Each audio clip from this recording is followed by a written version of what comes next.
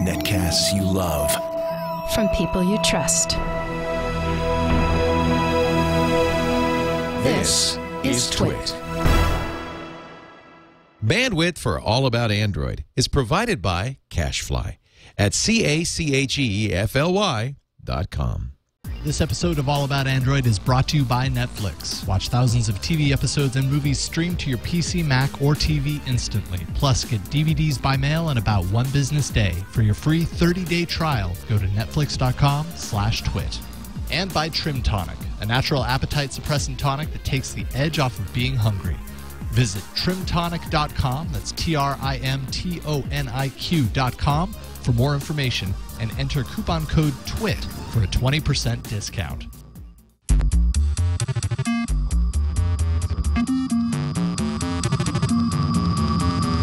Android.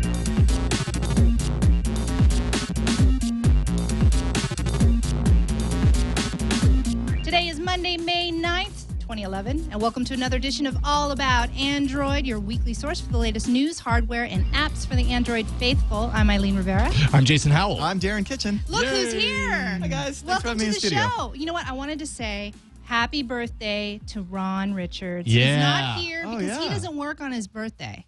No, Nice. no, no. And I See? totally support that. That's the way you got to do it. You Yeah. just got to put your foot down and say, you know what, birthday off limits. And Ron I'm not Richards, into- huge Android geek. Oh, Yeah? absolutely. Yeah. So, sorry Ron's not here, but he'll be back on our next show. But for this week, obviously, we have Darren here. Thank you for joining the show this week. Well, thanks for having me on. It's always a pleasure. Yeah. And this week, we're going to be discussing a lot of different things like the plight of wireless tethering apps, the ins and out of rooting your phone, and that's why Darren's here. And we'll cover a few apps to install once you do. So, And I would love to show you the my favorite root app before we get into the how-to of Okay. rooting, right? 'Cause Yeah. just logistically, yeah, it's not- like a cheese. Like, this is why you want to root. Yep. This is exactly why you want to root, which kind of ties into our news story. But we're not really going to talk about what we're rooting yet. No, we'll get there. No, we'll get there. Well, I mean, we can basically, yeah. Well, let's give a little bit of tease. a tease, because this episode we had a full intention on rooting Eileen's Nexus S during this episode. Turns out some of the pre-production on this phone in particular is actually very difficult. So how would you describe that quickly before we move on to news? Darren was very patient, focused and Yes. patient Yes. right before the show, and confident, and I still trust him with my phone. Well, rooting can go one of two ways. It can be, you find the directions, looks simple, you download the thing, double click, and boom, you're rooted, right? Yeah, that was pretty much my experience. I've had that experience with different computer and phone combinations as well.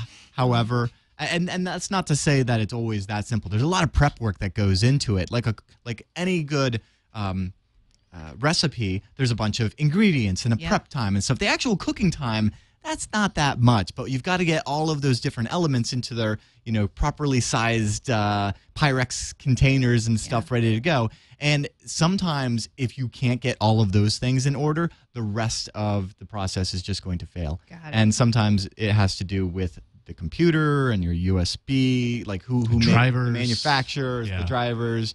In this case, it was we've run into an one of issue those, of drivers, Yeah. which isn't necessarily. I wouldn't classify it as a hard like rooting in this sense wasn't necessarily hard. We were just ill prepared. We didn't have the right. I should have brought laptop a backup computer. Just to another accept computer the with drivers. a different USB chipset in this case. Anyway,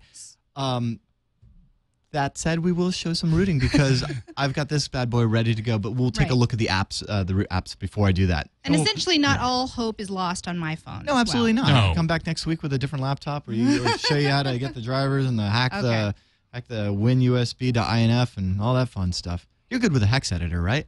Sure. Cricket. Whatever. Cricket. I think we should just move on to the news. Sounds good. All right. Okay, well, Google is cracking down on tethering apps in the Android market by removing them entirely in an attempt to pacify carrier requests to do so. Apps like Wireless Tether for root users and PDA.net for non-rooted phones can still be found through other markets as well as the developer sites, among other places. Mark that down as one reason why the existence of multiple app stores might just be a good thing. And I think this comes timely with our show because, absolutely. Darren, your rooted app or your app that you can only use if you're rooted will solve this issue. Yes, absolutely. And I love both of those products that you just mentioned. I've used PDA.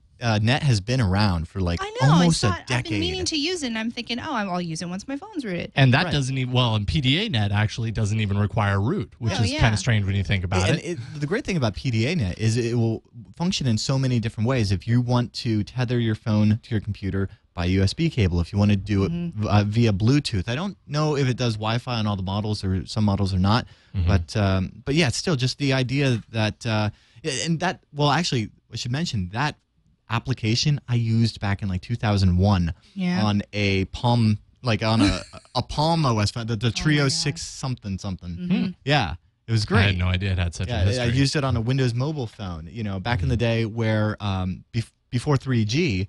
And the thing with that was, you'd get on the forums and you'd be like, oh, this is how you do it. You got to get this special, you got to get this USB cable and get this program. And it's totally worth the $30 or whatever it is because you can tether. And the question always was like, well, isn't the carrier going to cut me off because I'm using too much bandwidth? And everybody was just like, well, the carriers, they don't really have a way to detect that yet. They're not really cracking down on it as long as you're not like downloading torrents and stuff on the network using a ton of bandwidth. So it's sad to see them go from the marketplace. This is one of those questions that, at Google I.O. is coming up this week.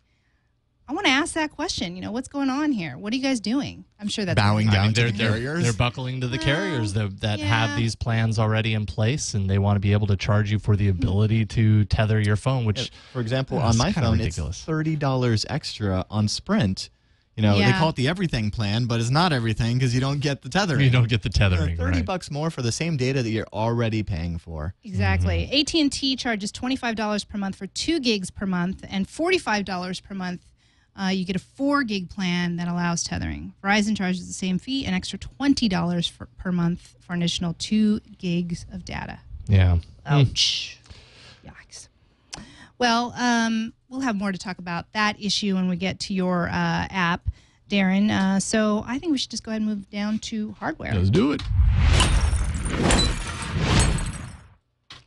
Okay, we haven't been around for the last couple weeks, and there have been a lot of releases in the Android hardware space. And one release today is the Nexus S 4G. Looks a lot like the phone I have here.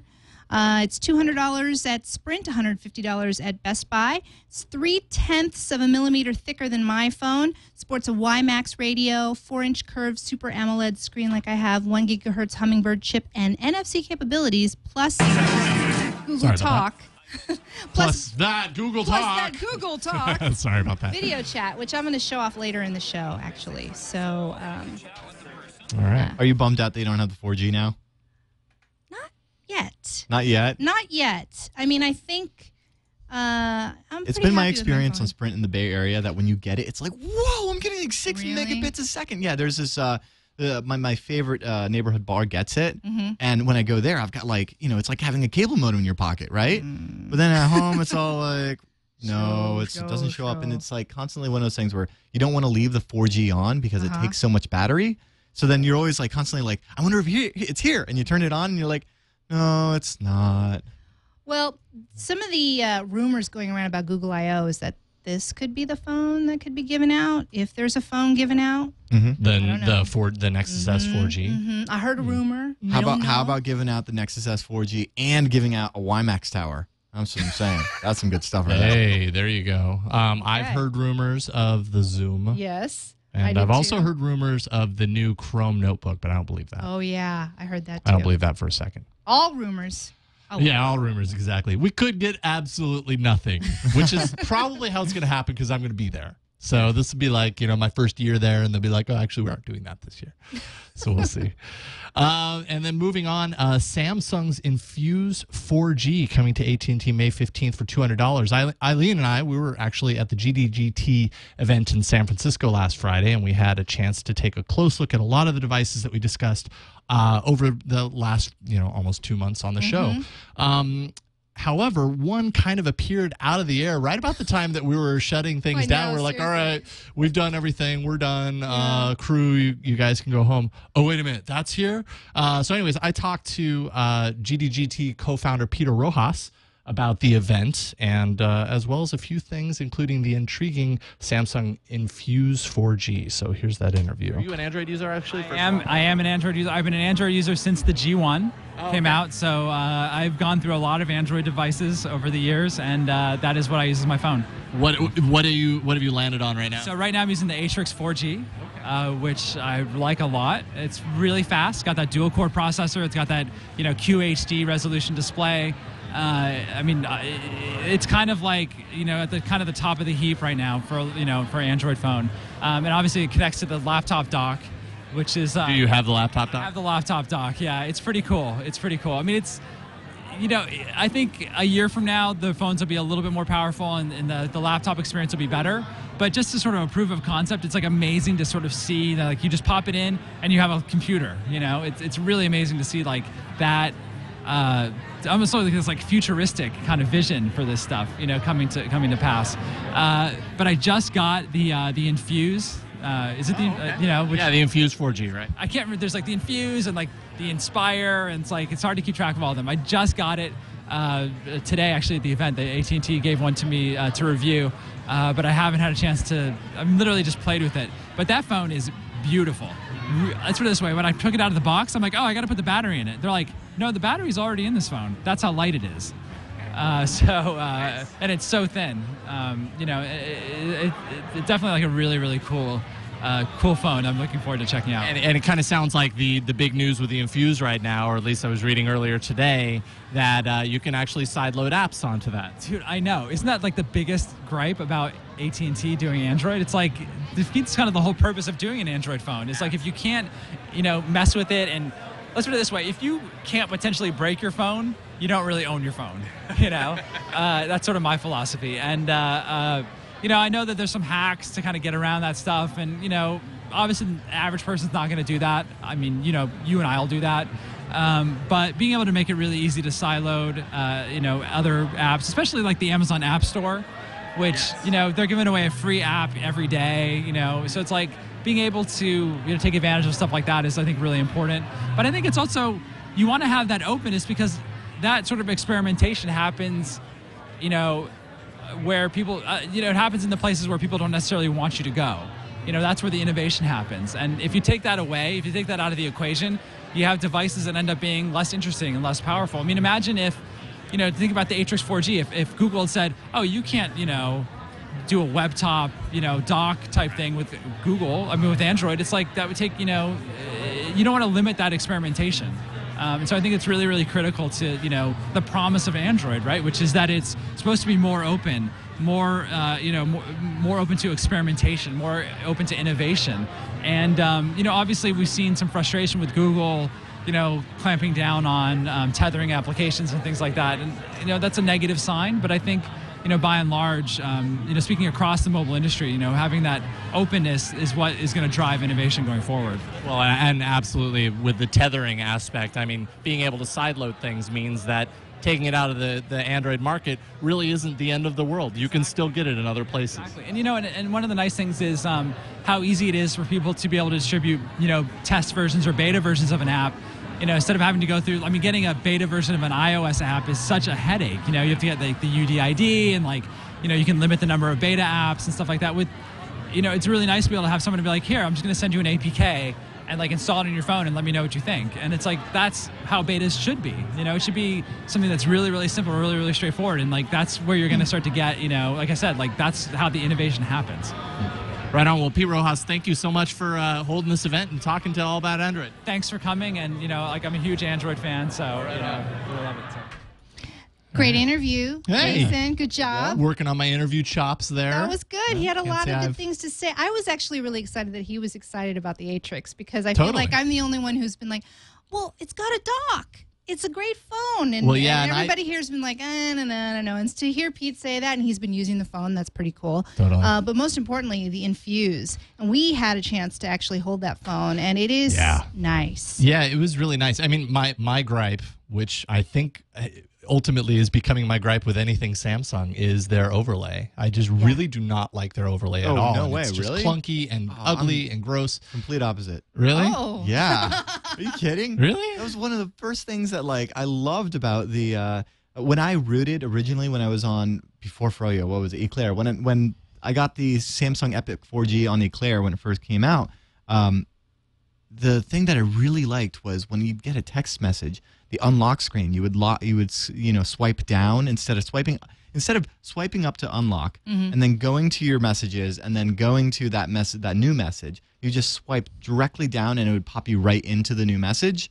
So I don't know. For me, that was like the biggest deal because there's two reasons why I'm unlocking my phone. One, because I need to send a message. Two, because I've received a message. So the fact that it would shortcut in one little finger swipe half the reason, and I'm sure there's probably a hack or an app or something out there, but I loved the fact that it was really nimble and out of the box like that. So when it actually came time for me to root on Eclair, I went for a ROM that was the stock ROM with root. I didn't even want, I played with Cyanogen and all of the other fun ROMs on my my Droid, but on the Epic 4G, I've been really happy with it. And I'm probably the minority here. I'm being told that widget locker is what I need, so now I'm going to go and check that out. There's an app out there for that. All you have to do is. There always is. I know. There? And that's what I loved about that. Thank you. I'm not being demeaning. I really do thank you for sending that by widget locker. I'll be checking that out. But other than that, I mean, the phone is so light, just like Pete it was said. crazy light and super thin. Like but it didn't feel frail. No, that was the one thing about it. I felt like it was in the screen 4.5. It was beautiful. I felt like that screen was made for me. I mean, because Yeah? I always, obviously, I'm still on the Droid. It's got a tiny screen. Anytime I type anything out, I feel like I spend more time correcting my typing than I do actually typing stuff. And that screen. With this keyboard? What? I mean, yeah, I have a keyboard on this and I never use it. I don't. Oh, really? I don't like see, that's the other reason why I got that is I have to have the physical keyboard. Yeah. And aside from the fact one that, of those. Okay. It's two ways. It's either it has to have a physical keyboard, or I've played with a keyboard on the Dell Streak, and I was like, oh, well, if you have a 5-inch phone, then you can type on the on-screen keyboard, with fat thumbs. But otherwise. So what do you have here again? What is this? So phone? that's the Epic 4G. This is the Epic 4G. Yeah, and the keys are like chiclet keys. They very much remind me of BlackBerry keys. Very flat. Yeah, I like them a lot. It's not like the rubber pad that is the Droid. Cywiz says, Jason, you need the Galaxy S2. That is the next phone I'm going to get. I have played with it. I'll talk about it on the next show. It's kind of the same. It's very similar to the Infuse. There is a button. There's a home button at the bottom of the Galaxy S2. Somebody at GDGT was trying to tell me that the Galaxy S2 is the Infuse. They just skinned it and did it differently, which I think sure it's similar, but there is going to be another phone called the Galaxy S2 that's going to come out.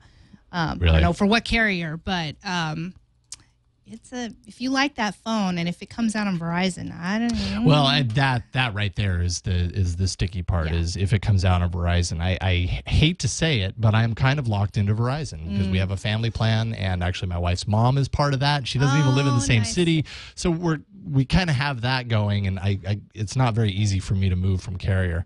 Plus, I actually really like Verizon. And I've been on it for years.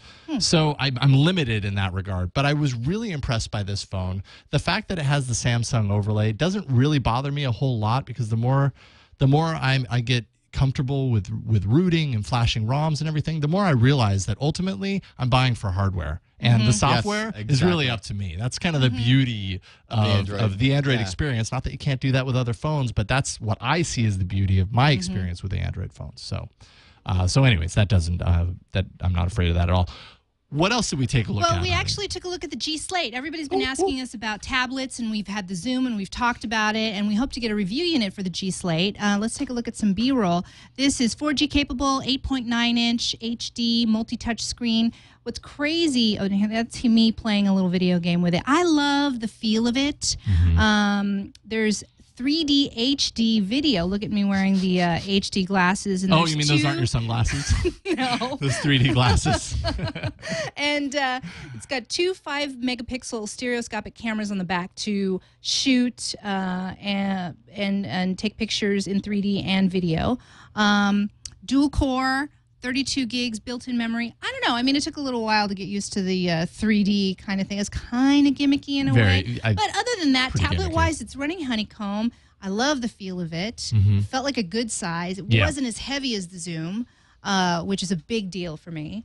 What did you think? Yeah, no, I would totally agree. It was probably the perfect size, and if I was going to get a tablet that wasn't given to me at Google I/O, Zoom, if I was going to pick out a tablet, I would probably go for this smaller size. Yeah, it just felt better. It's strange that in my phone I want larger and in my tablet I want smaller, but I don't know. It was a nice weight. It was a nice get yourself a 6-inch device. Phablet or a phablet.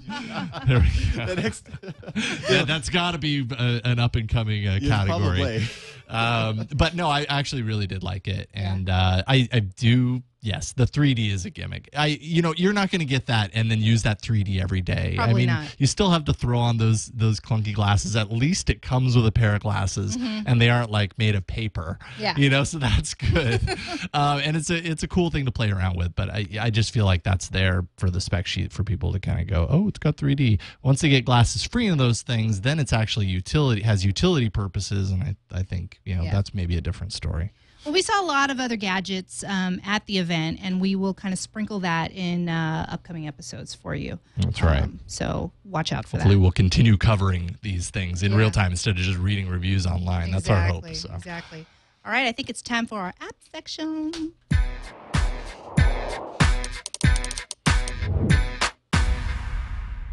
Boom. Is it me first? Yeah. Oh, it is. Hey, what do you know? Me first. Gimme. App Store analytics company Distimo, either way, has released a forecast that finds Android potentially surpassing the number of apps in Apple's App Store by the end of July 2011. How is that possible? More flashlights. More torches. Yeah, exactly. Right. Well, another research firm, Research to Guidance, backs up these findings by setting an August 2011 date, which is practically the same thing. I suppose one big question here is this good for developers? On one hand, the App Store gains a ton of traction.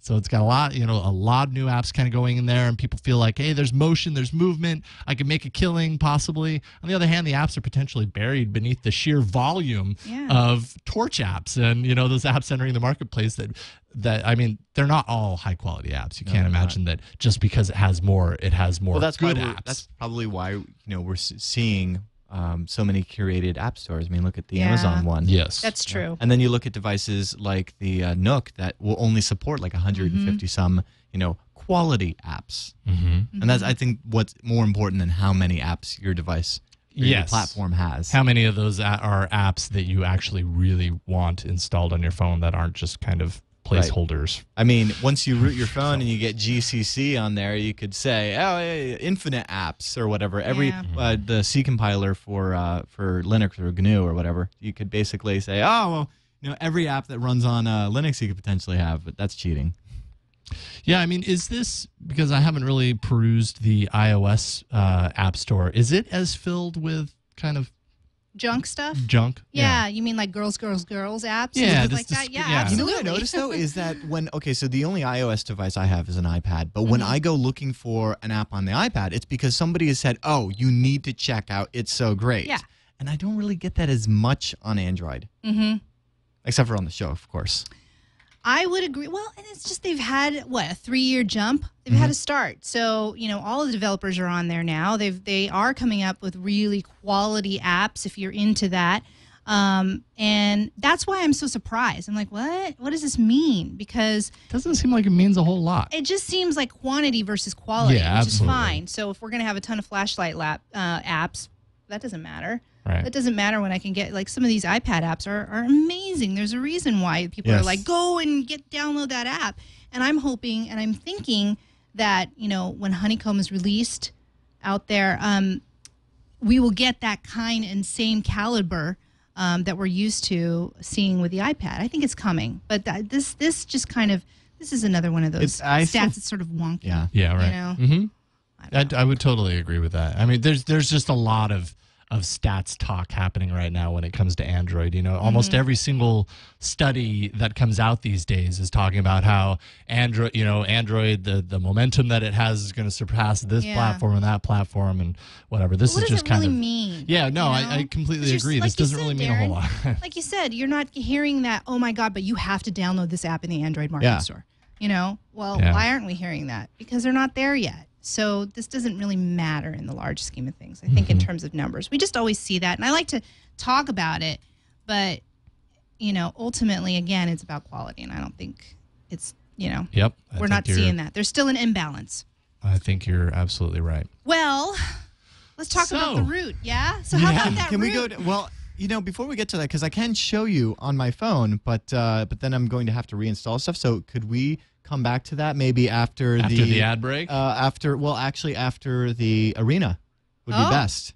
Okay. Oh, really? Sure. Okay. Well, then allow me to buy some time real quick here. Yeah. And, be a little nimble. And let's jump to the arena. To enter, one lives. Android Arena. Yeah, that's right.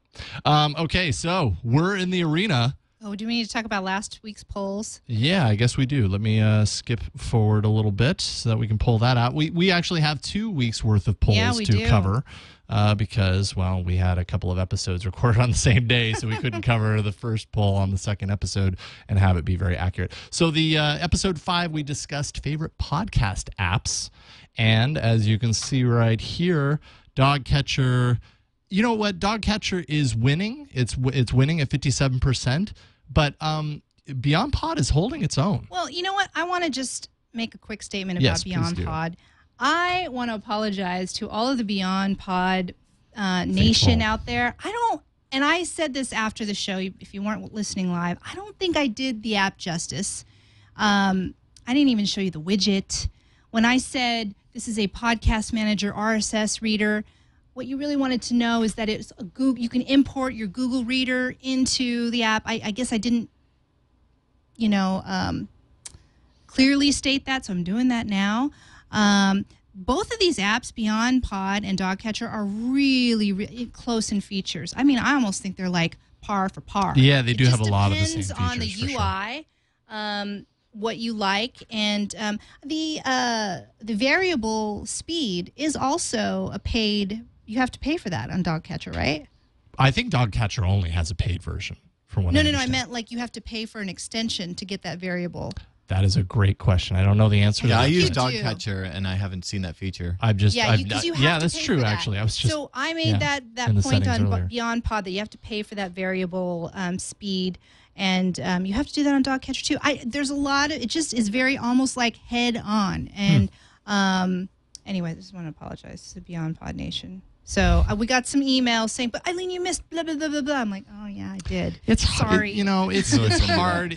I even had my notes that I was going to go dot for dot. And then I'm like, and then we get caught up and we wing it and we kind of miss some things. I totally do the same thing. It's hard to catch every single little point, especially when the app that you actually use on a regular basis is not the app that you're covering. We'll try and do a better job at that. Obviously, we need to work on that a little bit. But if one of you take one app and the other one take the other. What do you use a podcast app? Use one? I use Dogcatcher. Oh. Sorry, guys. Well, there we go. Another vote Maybe for Dogcatcher. You should check out Beyond Pod. I'm telling you. I didn't know of Beyond Pod when I first got my first, Beyond podcatcher. Pod, you can try out the pro version for free for 7 days. Oh, nice. Because I actually got to be honest, while I use Dogcatcher, it's only because of lack of another application that I knew of. That was good. And I guess I started using. And you already plugged down. I used Dogcatcher I think I got it like 2 years ago almost. Yeah, it's been out for a while. Yeah. And it doesn't seem like it's really, I've gotten a couple updates, but it's not nimble. Not nimble at all, I don't say. Yeah. All right. So, and then on episode 6, we talked, well, it was a grab bag. It was our feedback episode, and then we just kind of did a grab bag of apps to compare against each other and see which one reigns supreme. I kind of knew yours was going to win. Yeah? I was was thinking like, well, I'd not heard of it, and plus it was new. It was new. Our yeah. apps, Ron and our apps, I think have been out for a while. So, Right. Well, not the Google TV remote. Plus, not many people have Google TV, so they're not going to play with that. That's a really good point, actually. Google TV at 16%, Lyrics at 19%, and then Pupil at 64%. Have you heard of Pupil, Darren? No, I haven't. What does that do? It's Well, you basically should watch our episode. Yeah, you should check it out. I will do that. It's basically Google Goggles with people answering the question instead of Google. So you can take a picture of something and ask a question about a particular picture, and then the cool. social aspect, people will give you the answer. So I like that. It was kind of a cool little nifty thing there. So so today's app topic is going to be, well, it's going to be about root, because we're trying to make this episode more or less about root and how to root and everything. We're going to get to that obviously here in a little bit, but. So we might as well just jump right in. Eileen, you don't have a rooted phone. Yeah, so I'm just going to give you a preview of what we're going to do next week. But so I'll let Jason and Darren take this. I'm not going to be in the arena this week. Yeah, so but I do have some apps for you. This week's arena is true to the theme song, in which it says 2 enter, 1 wins. Yeah. Because mine wins. I don't know. These you are ready? two. What do you got? These are two very strong contenders in the arena. I'll here. be the referee here. All right. I should get you a whistle. Yeah. All right. So need to download one. mine is one that I will always install. Whenever I flash a new ROM, it's one of the first ones that I install, because I like to have this kind of control. It's called SetCPU for root users. It doesn't really tell you a whole lot about what it does. Well, it kind of does in the title, but essentially what it allows you to do is clock your phone. So once you have root access on your phone, you can then get in and, based on which phone you have, you can actually set different profiles for how your phone throttles itself, essentially. Let me see if I can hide that. And you can see on the right-hand side of the screen here, but I'll explain it. You can create different profiles. So you can say, if the screen is off, then only use 800 megahertz or only use 600 megahertz, because the screen's off. Do you really have to use, a gigahertz, of power? I don't know, maybe to you're do all your downloading stuff? some podcasts in the background while your phone's screen is off. Maybe so. I hadn't thought about that. Maybe Jason, you should just, buy a modern phone where you don't have to overclock the processor. Just say, huh? I don't know if that ever That's why happened. Darren's here, because usually Ron is laughing about the OG droid. Yeah. Yeah. I assumed that the arena meant that we're throwing down the gauntlets. I mean, come on, get some hardware. You're already. getting dirty here. Yeah? I wasn't ready for that. Yeah, I don't need any set CPU. Mine's already fast enough. I'm gonna go whimper in the corner now. I feel threatened by you. You're not allowed on anymore. Jason. Yeah. No. Defend your app. Well, okay. So here, I'll go ahead and take a closer look at it here, and you can kind of see. I gotta move my phone over here. There we go. So this is kind of your main screen, and this allows you to, right off the top, you can kind of set what you want it to be running at. I'm able to overclock my Droid to 1100 megahertz, or 1.1 gigahertz. Yeah, are you I'll stable? tell you what. Are you stable at 1100 megahertz? I never run it at 1100 Okay, megahertz. because back when I was on the Droid, I had the same exact app, because you're right, the Droid's slow. You have to overclock it. Yeah. I was never stable at 1100. Yeah, no, absolutely And not. my battery life was like that. But Yeah. you're right. It is, coming in your events, it is, if you have an older generation phone, the way to breathe some new life into it, because just taking it up an extra 200 megahertz is going to make a huge difference. Now, you're probably going to, like me, have to walk around with spare batteries in your pocket. Yeah. But, that's just the price of being on Android. And you know what? You couldn't have walked around with a spare battery on an iPhone anyways. Ah! Yeah, True. right. We can. So there. Well, you can walk around with a spare battery, or you could set profiles. Ooh. And the profiles actually allow you to create different scenarios at which it runs at different speeds. It's kind of hard to see on this camera. I didn't calibrate it beforehand. But you can kind of see battery under 30%, throttle down to 700 megahertz. These profiles, by the way, I didn't set them. This is Some of the default stuff. this must be some of the default, because I would never Pictures set that that came to with the battery wallet. 30%, 700, because that's even still 100 megahertz more than what the Droid normally is at, right? You know what I 600 actually megahertz. noticed when I had when I was on the original Droid and I had the set CPU. what I would do is like, on a fresh charge, I'd be like, yeah, my phone's great now, and overclock, and everything was fast. And then my battery would start dying. I'm like, oh no, my battery's about to die. I have to make it through the day. So then I'd underclock it. But then what I found was I was leaving the screen on longer and leaving my phone on more, because I was having to, like, it was taking so much longer to get through the menu. And then it was just like, move over here. Well, wait a second. What's the point of underclocking it if I'm going to have to leave the screen on for longer to do the stuff I need to do? That's true. In which case, just kind of leave it somewhere in the middle and hope for the best. Absolutely. That's what I usually try. That's what I usually try to do, but I flashed a new ROM recently, and I think maybe it had these installed by default. But, screen off, throttle down to 600 megahertz. I would drop that just because there's no reason that I'm thinking of that it needs to be higher than that. You can set notifications so that if you hit certain walls, it can notify you. I never really use that. And there's a whole lot of other advanced settings in here that I don't even understand. The beauty of this software, though, of this app, is that you really don't need to. You can do a lot with just kind of the basic settings on the front screen. Like you said, you can and set then there's a boot. widget for it as well. There is a widget. Now, the widget, I think, just kind of reads out where you're at and what your performance is. It doesn't allow you to set it on the fly, though, right? I just remember I liked the widget. I believe it's more like a display than it is an actual settings type thing. But, that's really what it does. God, what was it? The Thunderbolt came out. And sure enough, very quickly, as phones do these days, it's rooted maybe a day or two later. And then I think a day or two after that, I saw somebody that works on SetCPU, the app that you can get, and they had the Thunderbolt running at like 1.8 or something like that, awesome. or 1.9, something ridiculous. Who knows what kind of battery life you're getting? Dude, at that point, it doesn't matter. When you get your phone, up to like over 2 gigahertz or something like that, and sure, maybe you've got a backpack with like a Camelback system running to a pump and your cell phone's water cooled. But whatever, man. I mean, that's bragging rights right there. Yeah, no, totally. Exactly. So if anything, you could just brag that and say that. By the way, the 60D guy in the chat room says that you can set from the widget. So I must have just missed that. I installed it once with the hopes of doing that, but I couldn't find it. So I'll have to check that out again. But that's my app, SetCPU for root, and it's in the Android market. You can find it. Well, you know what app you can't find in the Android market? My app, because it's the superior app. Right? I'm telling you, true. Don't let your carrier nickel and dime you. Oh, you're going to have to give us an extra $25, $30, $45. How much do you have? We'll just give you your wallet back. It's like, come on, dude. You paid for the bytes. Use the bytes.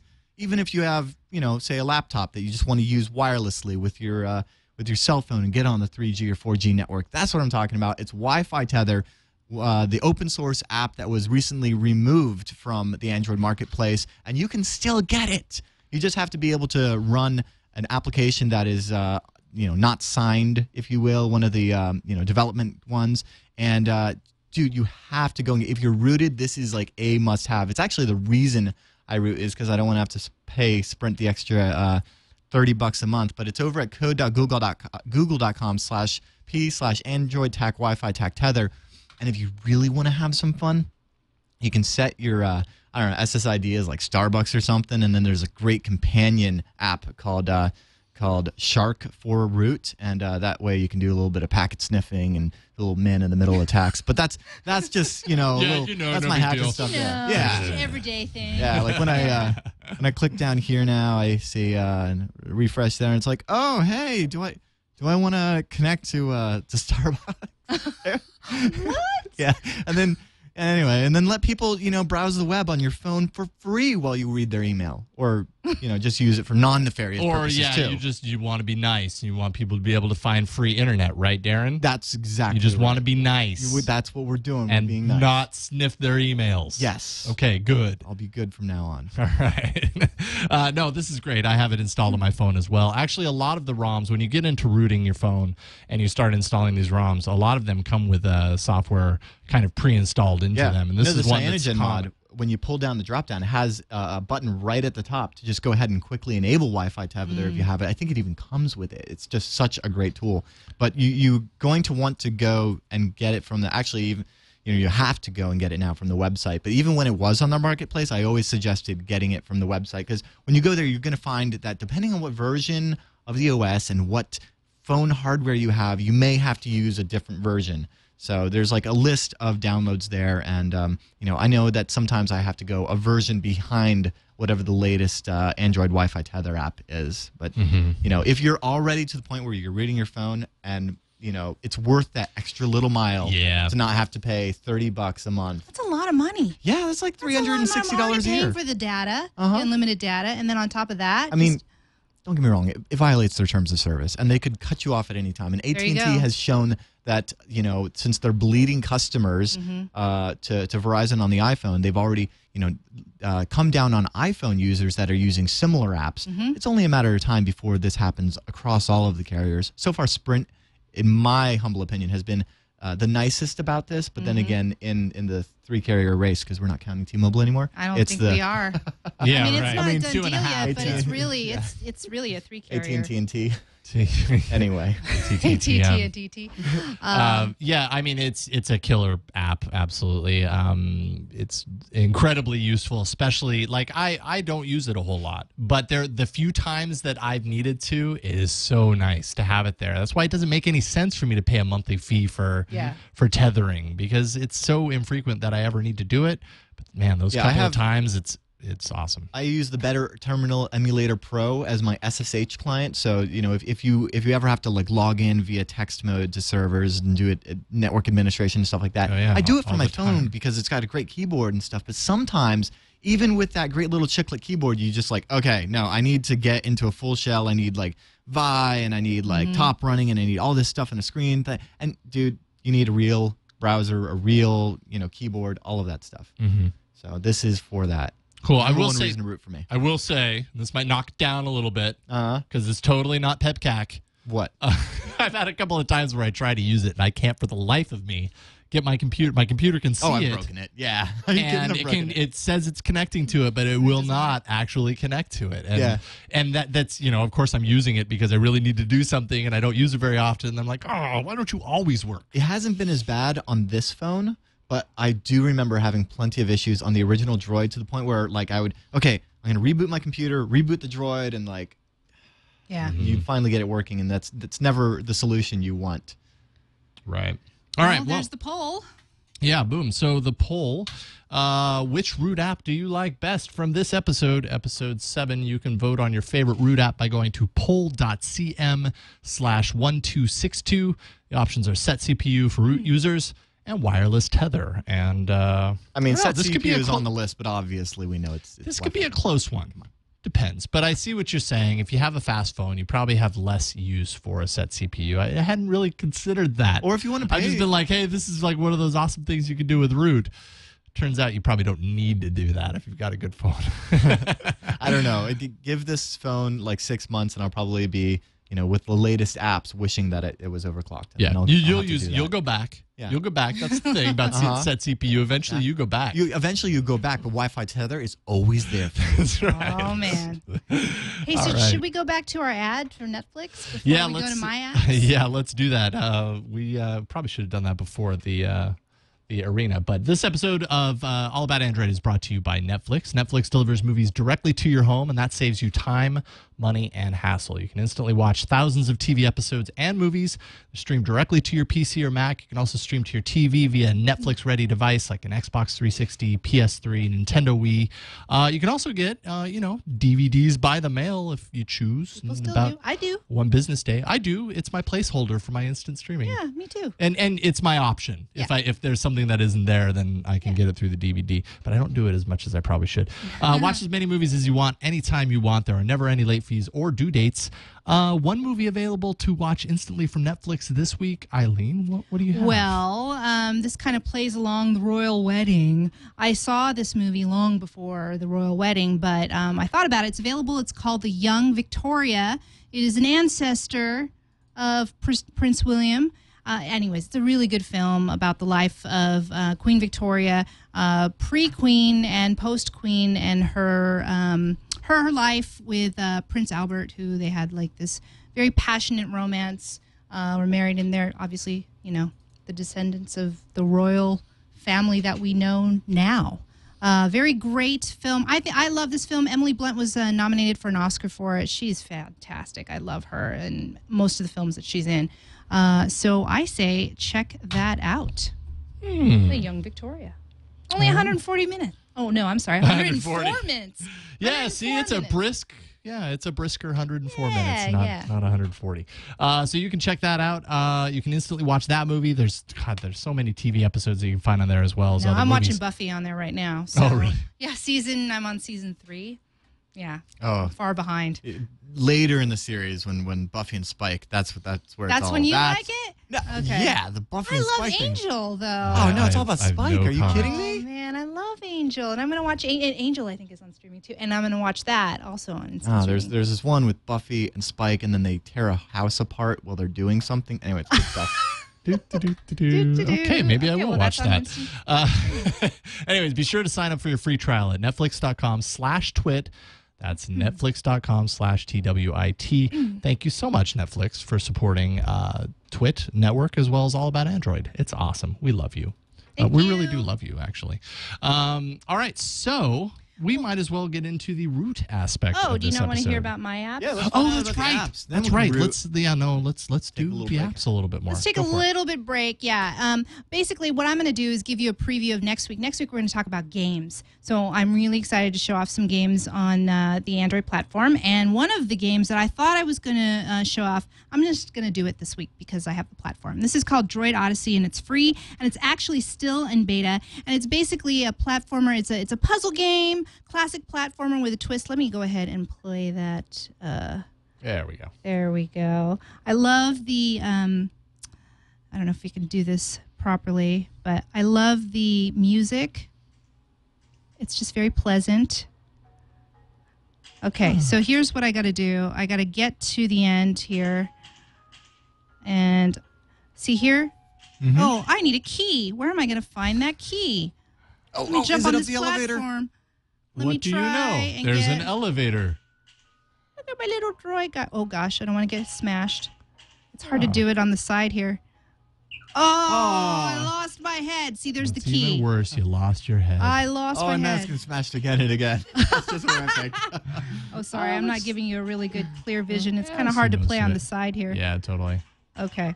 So really, and you could zoom. Oh, that's see. nice. So what you need to do is get out here. But in order to get there, I need a key. Okay, I like that you can look around the map. Yeah.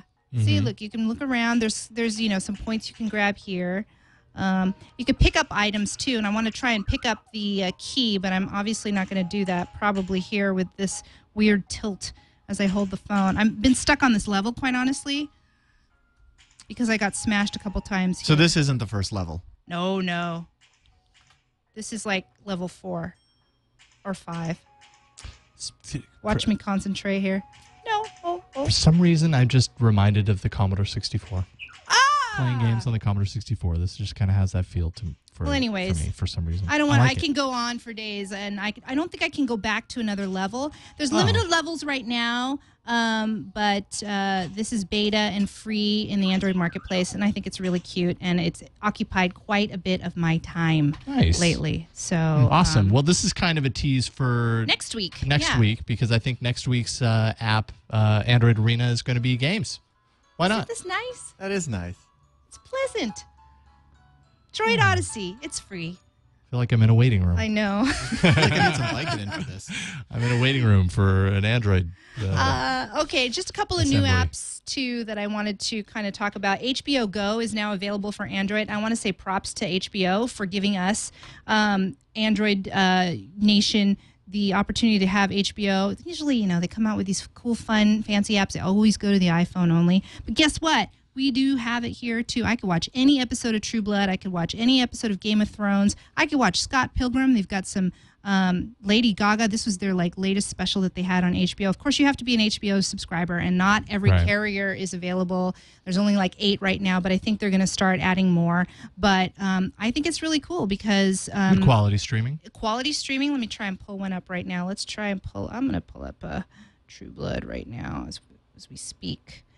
And let's see. So this is from season 3. Oh, wow. That was fast. Yeah, Isn't that that was fast? That was really fast. I was expecting it to sit there buffering. You were like, forever. I'll just wait. Oh, they must have that yeah, media that- stored on your SD. But still, even that part right there was. No, that was pretty quick. Yep.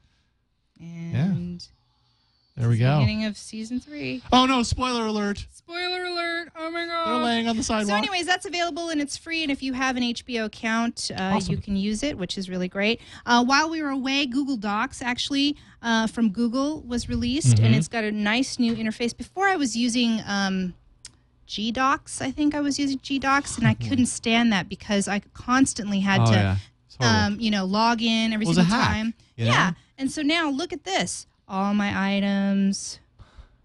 Look at that. Oh, here's all about Android. Here's our doc. Here's the thing about this, though, that kind of bugs me still. Edit? You can edit on here. You can edit. Is it a but pain like it used to be with the browser? That's the problem. It's a browser.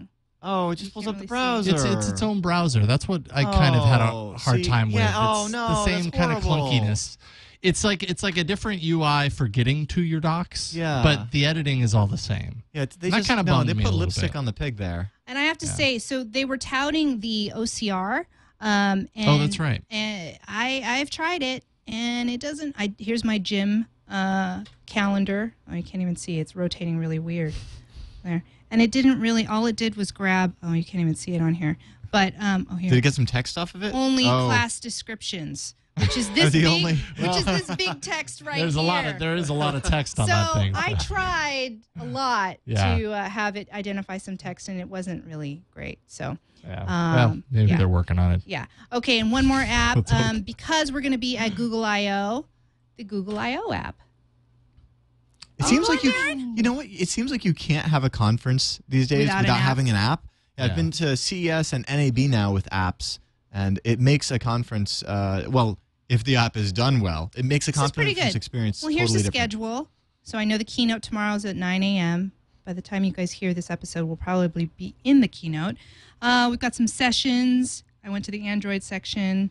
There's all the... Yeah, what's great, like if you go into one of the sessions here, oh, look, Retomir is the speaker. You can make notes, links, a lot of great things. I actually starred a ton of... sessions that I want to go to. It's very handy, very easy. There's a map. There's actually some real-time streams here. I think at this point you'll be able to see everybody. Right now it's just everybody tweeting if this ever loads. There we go. Everybody tweeting about Google I/O. I think they're going to have something else in here too. Are you going to be able to tune into the live streams? Because I know that 2 of the tracks are being live streamed video on. They're going to live stream a lot of Google I/O. So if you're not going to be able to go, that's probably the way to go. And one more thing about Google I/O, which we are going to go, and we're going to have a lot of, hopefully. We're going to try. We're going to try. We're going to have a ton of coverage for you in the next episode. This was just announced. Foursquare is partnering with Google I/O, and there's going to be NFC check-ins. Who's got NFC? That would be me. Oh, so you can check in with just... Hey, and if they give out the Nexus S 4G... Then everybody does. Everybody will be able to check in with NFC. This is why I think that's the phone that they're going to get out. You know what I think about NFC? That would be a great method for bumping. Yeah. Instead of actually bumping? It sounds like it could potentially be a lot quicker. Maybe actually useful. I think that's the point of it, yeah? Yeah. So we just go, here, NFC me. That doesn't sound right either. Oh, well. All right, so let's get to this little routing story that we have here. Okay, do you have those photos? Because I can give you a little Okay, so let me pull those up. And while you pull that up, let me talk about some of the easier ways that you can get your route on. If you have an Evo 4G, if you have maybe a Hero or a Wildfire or an Area or a Desire or a Droid Incredible, well, then all you have to do is go over to unrevoked.com, and it's pretty simple. Just click on your phone. They've got a quick little download. They've got it, pretty painless. It's for OS X, it's for Linux, it's for Windows. It automatically figures out what you're running and offers you the right solution. You don't have to know a whole lot about routing. You don't need to grab yourself an SDK and install a Java development kit or mess with driver INF files or anything like that. No. You got one of those phones, you're supported. It's going to be super, super easy. Say you have another phone that's maybe not on that very short list, but one of the more popular phones as well. There are plenty of different one-click routes. I've actually used a one-click route on my Epic 4G. And it used to be that there's like, oh, there's a one-click root for this phone and for that phone and for that phone. They're all different because rooting in its essence, at its core, is taking advantage of a vulnerability within a specific device, right? Right, and a lot of times that's the case, yeah. And most of them, though, or all of them that I have seen, just rely on ADB, which is the Android debug bridge, where there's just this little executable that lets you speak over USB directly to your phone. And they all have maybe a couple other files that they have to transfer it over to it, but it's just a batch script, And what I forget the person's name over at the XDA forums. CL Shortfuse is the guy's name. CL Shortfuse put together a great little app called the Super One Click. And this thing is great because the compatibility it's most of the more prominent Android phones that you're going to find, and you plug it in, you click root, and it does everything. In fact, they have a download. I mean, sure, you're going to need to make sure you got the .NET framework 2.0 or higher on Windows. If you're on Windows 7, you probably already have that anyway. What's great is they've got a download that comes with the drivers you need, which is half the battle. So that's if you have a device that is supported by this, if the Nexus S was, say, on this list, this would have been a little bit of a different show. Yeah. But you have those photos up, so maybe we can take a look at what some of that fun was. So the first step, let me just lay out real quick what the 4 essential steps to rooting are. First, you need to make sure you have the device driver for your operating system and your phone. So if you have, say, a Motorola Droid, you would go over to the Motorola site and you'd get the driver for, say, Windows 7 or OS 10 or Linux or whatever OS you were on. Now, once you've got that, you can plug your phone in, and usually there's a couple of various ways. A lot of times it's using, like I said, with the ADB or some other method to get what's called a recovery partition or a recovery ROM or a recovery mod. The one that a lot of people use is called Clockwork Recovery Mod. Yeah, that's what I have. And that's just a special little thing where you can boot directly into by holding down a key combination. For me on my phone, it's holding down volume down, the camera button, and the power button. On mine is hold down X. You hold down X. Hit power on. Yeah. Keep X held down. For Eileen, it's holding down the volume up and the power button at the same time. But you'll get this great little menu that is different from what you would typically get. The recovery ROM that the recovery interface that typically comes with your phone. This Clockwork Recovery Mod allows you to install updates. It allows you to back up your phone, which you probably want to do before you do any of this. And allows you to apply your updates from just a little file on the SD card. So that moves us to the last step, which is just getting that root. And while there are those one-click roots, which will use an exploit and just push what's called SU or super user over to your phone, there's also a lot of people pre-package, like say the stock ROM with root or the Cyanogen mod with root or Bugless Beast or whatever have you.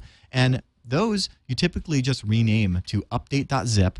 And you put on the root of the very first folder of your SD card, and then you reboot your phone with that on there, and you go down to apply SD card update.zip, and then it just you go get yourself a coffee, come back 5 minutes later, 10 minutes later, you've got a brand new operating system on your phone, or you've got your stock operating system, and it's got that super user built right in. Again, if you're going to do that, I totally advise doing your backups. And, of course, if you're going to get into the whole ROM thing, and I should know that's a totally different show, but I'm just going to give a shout-out there to ROM Manager. But, but I'll let you guys get to that when you get to that. But that is the essential. So those are your quick 4 steps. So when it came to hacking Eileen's phone, started with step 1. And let's take a look at the screenshot here, because first step to getting any is to get the driver for your Android phone. Now, since the Nexus S is a Google phone, like the Nexus One, you can't just go to manufacturer's website and get a driver. No, you have to get the Android SDK or Software Developers Kit.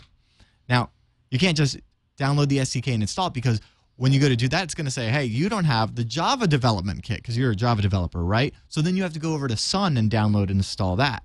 Then go back to the SDK and install it. If you're running Windows 7 64-bit, you're going to run into an issue where when you click Next, it's going to say, hey, even though you have installed Java JDK, it's not going to notice. It's going to say, you don't have the Java JDK. You actually have to hit the back button and then forward again, and then you can continue for some reason. Weird bug. Anyway, my griping about a weird bug. So once you have all of that done, in the screen here, and go back one, so once you have the Android SDK installed, you can go to available packages. Sorry. I don't know what I just did there. Oops, we're all over the place here. Yeah, so you I go know. to the number 1. There we go. Yeah, so or number 2, you go to the available packages. Are we in a slideshow? Sorry, no. All right, I'm trying to hide the cursor and it keeps Don't worry doing about the something cursor. funky. So you go into the available packages and you scroll down. This is strange. Under third-party add-ons, and then the company of the third party, oh, that's Google. You know, they're the third party.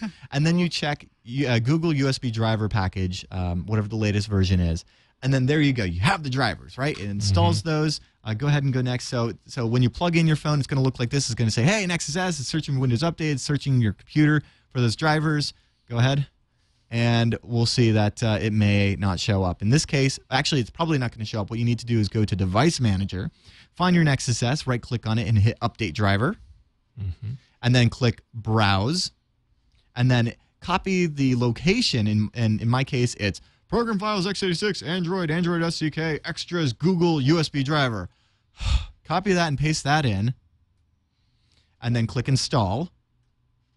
And then you could try, like, say, an app like the Super One-Click Root, which doesn't support the Nexus S currently. If it did, that might work out great. We'd be showing you some We'd stuff. be showing you. No, that's not the case.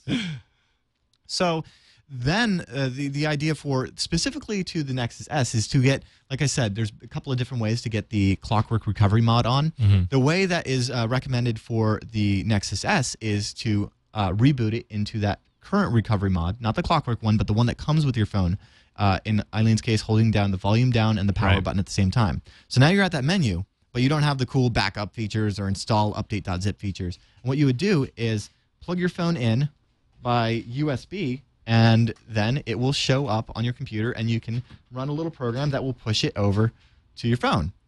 Except in my case, and this is specific to my laptop and the USB chipset that I have, so I've actually had to try, you know, like when I previously rooted my Samsung phone, I had to try on a couple different computers before I found one whose USB chipset liked it. I got this error message here, or not error message, but instead of showing up as the Nexus S, it showed up as Android 1.0. And you can you go back one to the end. So it shows up as Android 1.0. Now, obviously, not the same drivers as the Nexus S, though it should be, right? So we go on and, you know, just to see, I run this command called ADB devices. When you run that, that lists ADB, like we said, Android Debug Bridge. If you run it with that command devices, it shows you all of the devices that are connected to the computer. Since I got no response whatsoever, that's telling me that there's no phone connected.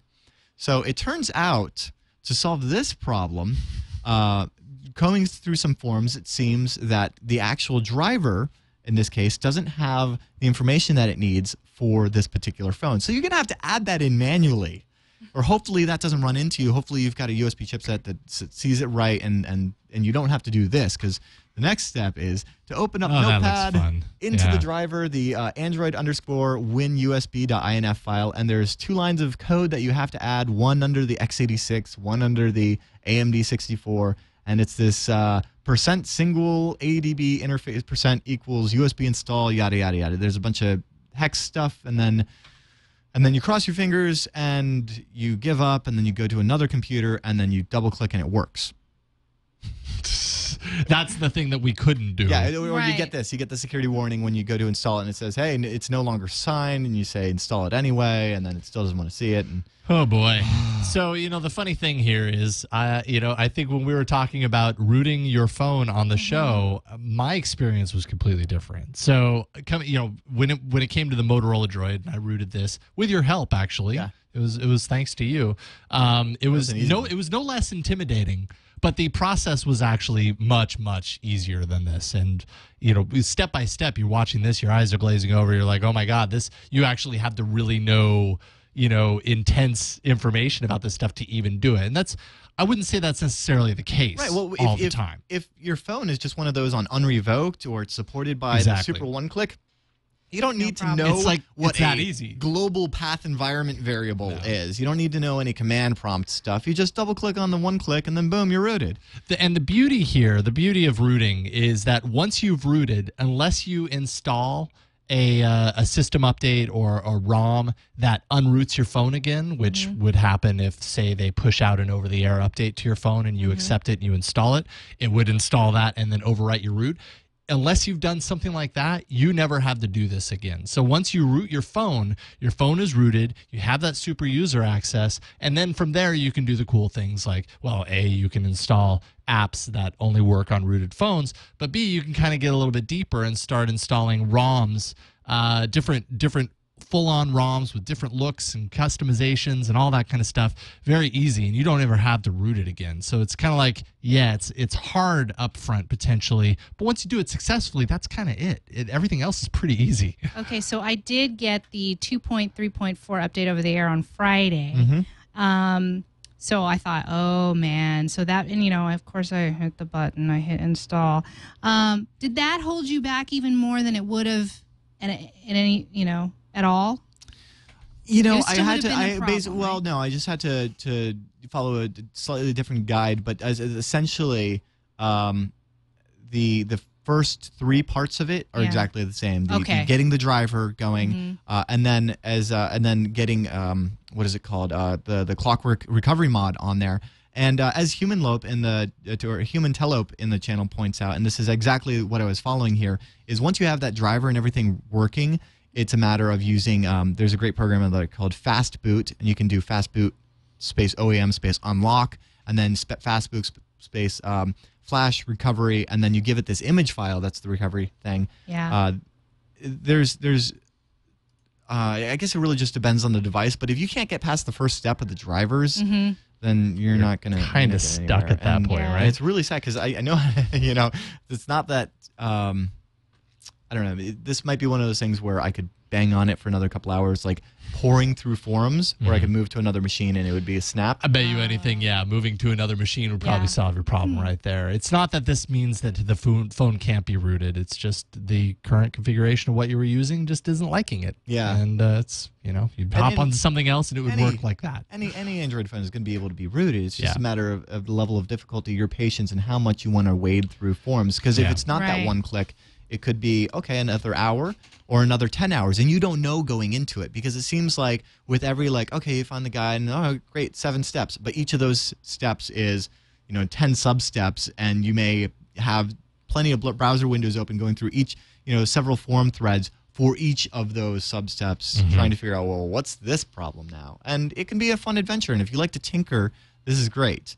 If you don't, maybe just stick with a phone that is rooted, or just wait for the one click for your phone. Yeah, exactly. So is that the case here? Is there not a one click for the Nexus S, and that's why we had to do all this stuff? I think it's because it's either because it's because of how new it is, or it's because of the fact that it can be a pain with the drivers because it's a Google phone. Yeah, which you would think wouldn't be the case, but or at least maybe I took the long route. But I know one thing's for sure. The USB on my computer does not like that phone. Okay. Well, all right. Well, I want to just kind of re-stress that the process here is not always this difficult. It's pretty easy, actually, for a lot of phones. So if you watch this and you hit the end and you're like, man, I watched this because I wanted to kind of get up the guts to root my phone, and now I don't want to do it because I'm intimidated. Don't call it quits just yet, because you might have an HTC phone that is like a one-click solution. You're going to feel great. You're going to be like, wow. Taking them like 3 hours just to find out they can't, and like mine was 10 minutes, Yeah, right. Exactly. Feel accomplished, right? Exactly. So I also found this cool link here to a Lifehacker article that I will add into the show notes at twit.tv/AAA. You can find all our show notes there, by the way, for each episode. And this is a list that they claim is the always up-to-date guide to rooting any Android phone. I didn't find the Nexus S on here anywhere, but I didn't really look for too many others. But I mean, there are a lot of phones listed through here and kind of the processes contained within. And as you can see right here, the super one-click method, I mean, it's a lot of phones that it supports. Just not mine. Yeah. Well, I actually found 2 or 3 guides for yours. There's a couple of different methods, and unfortunately, you can't even get to trying any of them until you get the drivers. Yeah, unrevoked. I should also say that at least in my experience, sometimes going with, if you have like a Windows XP 32-bit machine laying around, sometimes the driver issue can be a little bit easier than it is with Windows 7 64-bit. I know that I've just resorted to that in the past sometimes. Or if you're Linux savvy, then you probably already know what you're doing. Right. Yeah. No, fair enough. So don't be intimidated. We're still planning on doing some sort of a live route. With Leo's phone. With Leo's phone, he has the G2X, and he's said that he wants to get root access on that. Well, I'm glad we could at least get into the root apps. Yeah. Well, and we kind of covered the process a little bit, and hopefully maybe demystified it if we didn't confuse you a little bit along the way. But don't let this intimidate you. It didn't work for us initially. That doesn't mean that we aren't going to try it again, because the benefits far outweigh the little bit of speed bump at the top. Absolutely. But so let's see here. Well, I guess we actually have one other ad, and then we got to speed through. Yeah, we do. Through our feedback. Maybe we'll cut it down a little bit. But I just want to take a quick break and talk about Trim Tonic, which is a natural appetite suppressant tonic that takes the edge off of being hungry. What makes Trim Tonic unique is that it uses no stimulants to get this effect, no caffeine, no hoodia. Oh. It has 8 active ingredients, some of which have clinical studies showing their ability to curb appetite and reduce body fat. I'm actually kind of hungry right now, so I'm going to have one. The 3 main ingredients. Sorry, Darren. Yeah, no worries. Are you kidding? After this, I'm having a sandwich. Yeah. Whoa. 3 main ingredients are Acranthosis aspera, Ervingia gabonensis. Do you hate it when you can't pronounce those things? Both of which are tropical plants used in India and Africa for curbing appetites. And the third is cocoa leaf extract. Be sure to visit Brain Tonic, that's BrainTonic.com for more information. Enter coupon code TWiT for a 20% discount. All right, so I've never had this before. Tastes like punch. Yeah, it does taste like punch. A little sweeter than punch, if that's possible. I guess punch just inherently is very sweet. But okay, so go ahead and check out braintonic.com. And so let's do a voicemail and an email, and then call it quits, because we are fast. Well, we've already run out of time. This was a big episode too, and we didn't want to really shortcut. Yeah. Everything. Absolutely. So first of all, we have a voicemail from Peter from Brooklyn about extended desktop apps. Here we go, Peter. Hi, guys. My name's Peter from Brooklyn, New York. I love your show. Watch it every week. I just have a quick question. I have a Samsung Galaxy tablet, Wi-Fi only, and an HTC Thunderbolt, and I'm looking to use it as like an extended desktop, something like Air Display on the iPad, or for the phone. I would like to use my tablet basically as an extended desktop for my iPad. I guess you have to go by Wi-Fi or whatever. I'd appreciate it if you can talk about it, maybe give me some helpful tips or some apps that are out there. Thank you very much. Bye. I have not tried to do this. I honestly never thought that you could do this. It never occurred to me to even look into it. But this is an interesting thing to be able to do. Have you done anything with this, Darren? Like remote controlling a computer from No, like extended desktop. So like a second monitor. Yeah. Using your tablet as a second monitor for your PC or your Mac. Doing like a display link, because like I have a USB monitor that does a similar thing, but I've never thought about using Neither have I. Your tablet? Yeah. Neither have I. Well, it turns out that there is actually an app in the App Store called iDisplay for Android, which also works, is also an iOS app. I think maybe it started as iOS and now they ported it to Android. It works with Windows 7. It works with Mac OS. It's got a 3 out of 5 star rating, and it's $5. It's $4.99 in the App Store. So I don't really know if it's the best solution, but it's what I could find initially. And yeah, reviews are on both sides. Low frame rate is one complaint, but that's going to be you're streaming like it from Wi-Fi. That's going to be like that with, well, sure, it's going to be worse on Wi-Fi, but that's how it is even with like the Display Link USB monitors. I know that I've used like a 7-inch MIMO display that plugs into USB, and it's not fast whatsoever. I used it for editing actually as a program monitor, and if you're willing to deal with a little bit of laggy stuff on full screen video. Right. I like the idea of using a tablet. It's one less thing to carry. Well, it's not one less thing to carry because you're going to be carrying it anyway, so you get the added functionality without the added hardware in your bag. Yeah. Or, get a second monitor. I'm just throwing that out there. I'm interested to try this with the Zoom whenever I get it back from Ron, who still has Zoom. Ron. Bring it back. Hint. We could have tried it. Hint, hint. Oh, Hint. but we might get something tomorrow. Well, maybe. I'm going to go ahead and believe that I'm not getting anything at Google I/O because that means that like we won't, if I do think that, then it's not going to happen. I forgot to mention one new app that I think, if you don't mind, before we go for it, and then we'll just wrap up. And then we'll wrap up. And the reason why I want to bring it up is because we're talking about, I got 2.3.4, and the big reason why I get 2.3.4 is to get Google Talk chat video. Ooh. And I guess I just want to show it off. So why don't I try? Is that like calling. FaceTime? It's like FaceTime, yeah. So I have it. I'm going to call Tom. Let's see if he. Oh. Do you see it? I see. Oh, that's so cool. Oh gosh. Oh Oops. Boy. Hi. Uh-oh. Did I wake you up? Stargate Universe can't hear him, but he said he's watching the Stargate. He's watching the Stargate Universe finale. Okay. Nice. This is so meta. I know. It's kind of blowing my mind, actually. Well, I just wanted to show I want off. that. Don't you want this? I want that. I don't want Fring. I want the Google voice. I know, the Google voice. This is really hot. That's why I'm sorry. I meant to do this in the new app area, and then I noticed Tom wasn't on his computer, and so I wanted to do this before we left the show. So this is... Oh, no, I didn't call you. This is the first time I called you. So... Okay. Well, anyways, this is the future. This is Google Talk. This is Google Talk chat. And hopefully everybody, when we all get our front-facing cameras, now he wants dinner.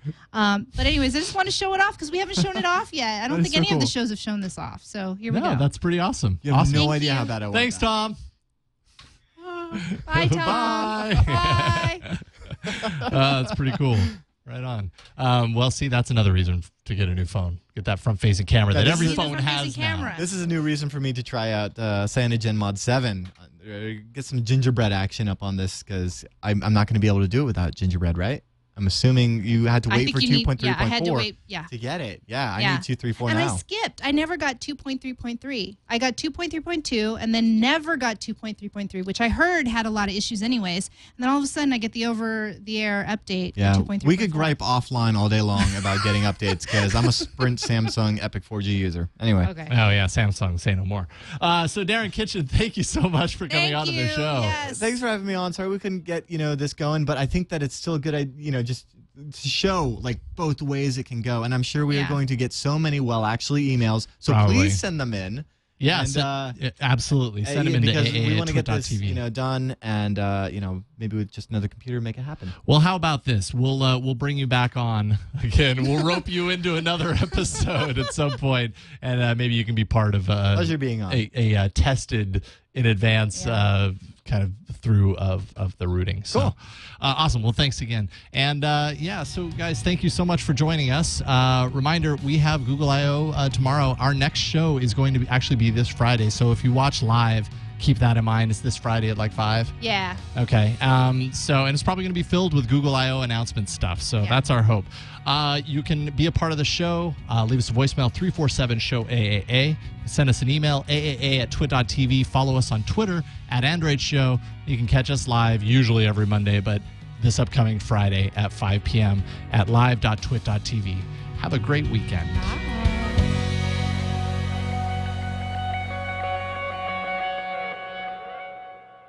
Adios.